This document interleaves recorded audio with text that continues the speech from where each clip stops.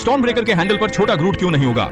सब जानते हैं ग्रूट ने गार्डियंस ऑफ द गैलेक्सी 1 में साथियों को बचाने के लिए खुद को कुर्बान किया था। वो मार्वल यूनिवर्स का पहला सच्चा शहीद सुपर हीरो है। धमाके के बाद रॉकेट ने ग्रूट का टूटा टुकड़ा उठाया, प्यार और देखभाल से उस टहनी से छोटा ग्रूट उगाया। एवेंजर्स इन्फिनिटी वॉर में थॉर के हथियार का हैंडल ही नहीं था, इसीलिए ग्रूट ने युद्ध कुल्हाड़ी के हैंडल हेतु अपनी भुजा काट ली। पर थॉर के मंदिर में स्टॉर्म ब्रेकर हैंडल की जड़ें सीधा झाड़ू बन सकती हैं। फिर भी वहाँ छोटा ग्रूट कहीं नहीं दिखा। तो सवाल ये उठता है, जब दोनों ही अवशेष थे तो स्टॉर्म ब्रेकर वाले हिस्से से ग्रूट क्यों नहीं होगा? मेरे हिसाब से इसके कुछ कारण हैं। ग्रूट सिर्फ कुछ खास हिस्सों से ही फिर से जन्म ले सकता है। रॉकेट और ग्रूट ने सालों तक साथ में जंग लड़ी, दोनों एक दूसरे को बहुत अच्छे से जानते थे।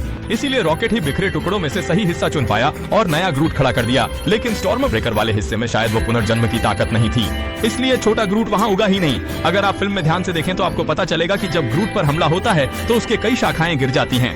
फिर भी उनसे कभी नया ग्रूट नहीं बना, वरना पूरी गैलेक्सी उसके बच्चों से भर जाती। इसका मतलब है ग्रूट की नस्ल बढ़ाना आसान नहीं, हर टहनी से वंश नहीं फैल सकता। यही पहला कारण है। दूसरा कारण, स्टॉर्म ब्रेकर की दिव्य शक्ति। थॉर का ये हथियार अनंत ताकतों से भरा है, उससे बिजली गिरे, शरीर ठीक हो, सब संभव है।